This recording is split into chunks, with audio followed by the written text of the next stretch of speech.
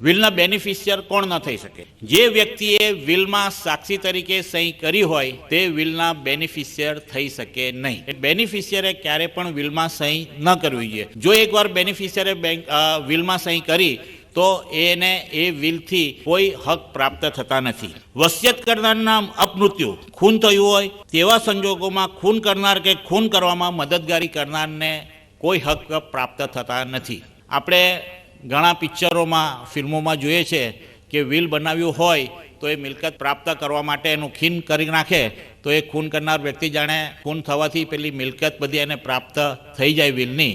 પણ કાયદો એમ કહે છે કે વ્યક્તિનું ખૂન કરનાર કે એમાં મદદગારી કરનારને તેવી વ્યક્તિના વિલમાંથી કોઈ હક પ્રાપ્ત થતો નથી. વસિયત કરતા મૃત્યુ પામે તે અગાઉ જો બેનિફિશિયર અથવા ઉત્તરદાન ગ્રહીતા મૃત્યુ પામે તો તેવા ઉત્તરદાન ગ્રહીતાને કોઈ હક પ્રાપ્ત થતા નથી. એટલે વિલ કરનાર પહેલાં જો એનો વારસ ગુજરી જાય તો એવા વારસદારને વિલથી હક પ્રાપ્ત થતા નથી. સાક્ષી અને એક્ઝિક્યુટર બેમાં એ તફાવત છે કે સાક્ષીઓને વિલથી કોઈ હક પ્રાપ્ત થતા નથી, પરંતુ એક્ઝિક્યુટર હોય જે વિલમાં અથવા તો વહીવટ કરતા હોય તેઓ વિલથી ઉત્તરદાન મેળવવા અયોગ્ય ઠરતા નથી.